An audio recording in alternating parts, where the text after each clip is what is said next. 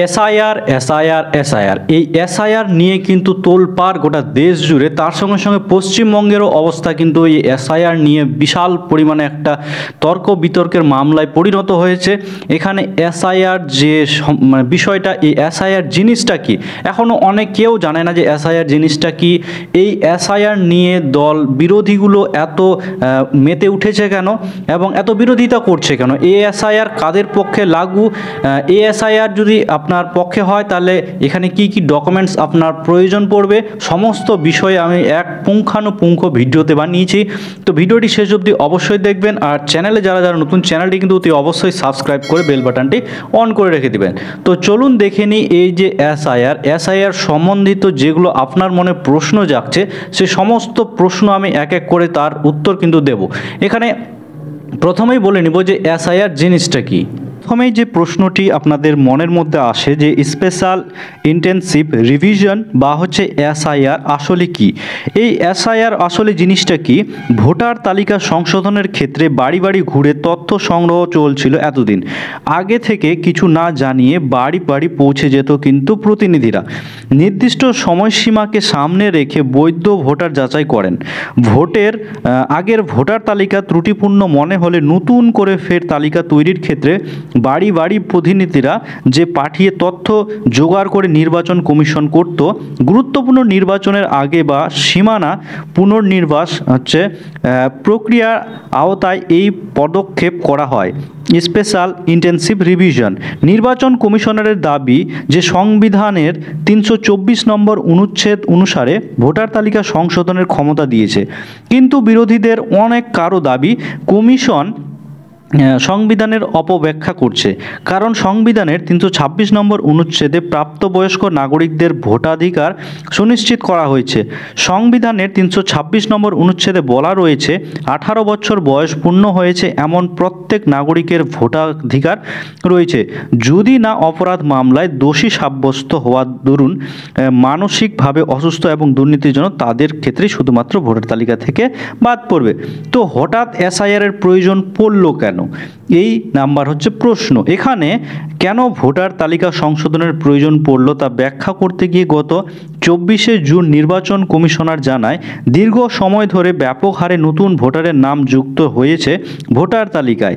বহু নাম বাদও নিয়েছে। এর ফলে গত 20 বছর ধরে দেশের ভোটার তালিকায় গুরুত্বপূর্ণ পরিবর্তন চোখে পড়ছে। দ্রুত গতিতে এর নগরায়ন ঘটছে দেশে। জীবন জীবিকার স্বার্থে যেভাবে এক জায়গা থেকে অন্য জায়গায় চলে গিয়েছে জনসংখ্যার বড় অংশ, কিন্তু অন্যত্র গিয়ে বাড়ি করলেও আগের জায়গা ভোটার তালিকা থেকে নাম মোছেননি বহু মানুষ, বরং সেখানের ভোটার তালিকায় নতুন করে নাম তুলেছেন, যার ফলে কিন্তু আগের যে জায়গায় ভোটার তালিকার লিস্ট সেখানে কিন্তু থেকেই গেছে নামগুলো। তো এখানে আগের ভোটার তালিকা সংশোধন প্রক্রিয়া থেকে এসআইআর কেন আলাদা?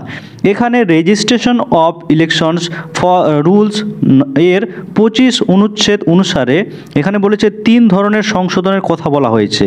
একটা হচ্ছে ইন্টেনসিভলি বা হচ্ছে সামারিলি, আর হচ্ছে পোর্টলি ইন্টেনসিভলিটি অথবা হচ্ছে পার্টলি সামারিলি।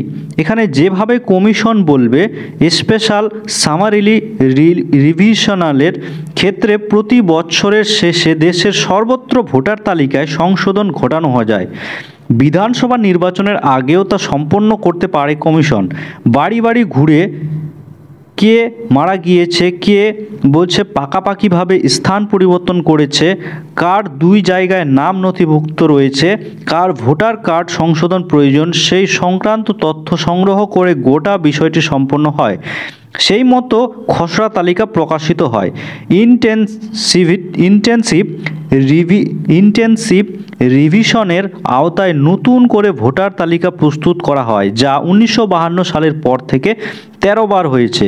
এই ক্ষেত্রে রুথস্তরের আধিকারিকরা বাড়ি বাড়ি গিয়ে প্রাপ্ত বয়স্ক নাগরিকদের তথ্য সংগ্রহ করেন। বাড়ির কর্তার সেই সই থাকা তাতে বাড়ির নথিপত্র তখনই প্রয়োজন পড়ে যদি অন্য দেশের সীমান্ত সংলগ্ন অঞ্চলের বাসিন্দা হন উনি। সেই নিরিখে বিহারের এসআইআর একেবারে নতুন পদ্ধতি ছিল, যা একেবারে আলাদা। একত্রে নাগরিকত্ব প্রমাণ করার দায় ভোটারের কাঁধের হচ্ছে সেই সঙ্গে নিজেদের তৈরি আগের ভোটার তালিকার হচ্ছে পবিত্রতায় তা মানছে না কমিশন। এখানে গোটা দেশই কি এসআইআর হবে? বিহারের পরে কি পশ্চিমবঙ্গের ভোটার তালিকা সংশোধন করা হবে? ভোটার তালিকা কিন্তু শুরু হয়ে গেছে পশ্চিমবঙ্গে। তো এসআইআর ঘিরে এত বিতর্ক কেন? কারণ 1987 সালের পরে জন্ম হলে নাগরিকত্ব প্রমাণ নিজের এবং যে মা বাবার যে 12টি নথি জমা দেওয়ার কথা জানিয়েছিলেন নির্বাচন কমিশন, তাকে ঘিরেই বিতর্ক। অধিকাংশ মানুষের কাছে সেই সব নথি নেই। 25 জুলাইয়ের মধ্যে ফর্ম 6A ফিল আপ করে জমা দেওয়ার যে সময়সীমা বেঁধে দেওয়া হয় তা নিয়েও সমস্যা, কারণ বহু মানুষের সমস্যা থেকেই যায়। তো এখানে 12টি তথ্য যে বলা হয়েছিল নিজের বৈধ নাগরিক প্রমাণ করতে এসআইআরের জন্য কি কি নথি প্রয়োজন, এখানে বলা হয়েছে যে প্রথম নাম্বারে যে কি নথি প্রয়োজন পড়বে, যে কোনো পরিচয়পত্র বা পেনশনের কাগজ, রাজ্য সরকার, কেন্দ্রীয় সরকার বা রাষ্ট্রায়ত্ত সংস্থা কর্মী হলে পেনশনের নথি লাগবে। 2 নম্বরে বলা হয়েছে 1987 সালের আগে ভারত সরকার, স্থানীয় প্রশাসন, ব্যাংক, পোস্ট অফিস, এলআইসি, রাষ্ট্রায়ত্ত সংস্থায় দেওয়া পরিচয়পত্র, সার্টিফিকেট বা অন্য নথি। 3 নম্বরে বলা হয়েছে বৈধ জন্মের শংসাপত্র। অনেক কারো এখানে প্রশ্ন যে আমাদের তো জন্ম সার্টিফিকেট নেই।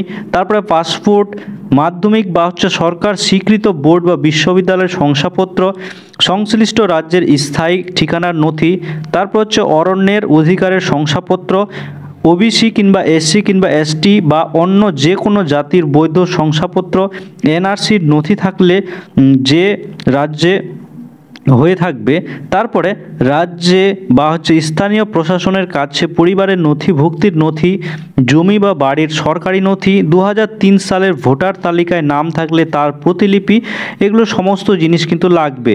বিহারের ক্ষেত্রে পরে যদিও নিয়ম শিথিল করা হয়, 2003 সালের ভোটার তালিকার নাম থাকার নথি থাকলেই তার কিছু লাগবে না বলে জানায় কমিশন। আর আমাদের এখানে করা হয়েছে 2002 সালের যে ভোটার তালিকা, এই 2002 সালের যে ভোটার তালিকা সেখানে যেহেতু নাম থেকে থাকে সেই পরিচয়পত্র অনুযায়ী আপনারা কিছু লাগবে না, শুধুমাত্র আধার কার্ড দিলেই কিন্তু এখানে প্রযোজ্য হয়ে যাবে। তো এখন দেখা যাক এই সমস্ত যে প্রশ্নগুলো সেগুলো আমি আপনাদের সামনে তুলে ধরলাম। তো এই ভিডিওটি যদি আপনাদের ভালো লেগে থাকে এবং ইনফরমেটিভ মনে হয় তাহলে অতি অবশ্যই আমাকে কমেন্ট করে কিছু বলবেন এবং চ্যানেলের সঙ্গে জুড়ে থাকার জন্য চ্যানেলটি অতি অবশ্যই সাবস্ক্রাইব করে দিয়ে কিন্তু বেল বাটনটি অন করে দিবেন। তো চলুন এই ভিডিওটি এখান থেকে শেষ করছি। নেক্সট কোনো টপিক নিয়ে নেক্সট কোনো ভিডিওতে দেখা হচ্ছে। ততক্ষণ সবাই ভালো থাকবেন। জয় হিন্দ, জয় ভারত।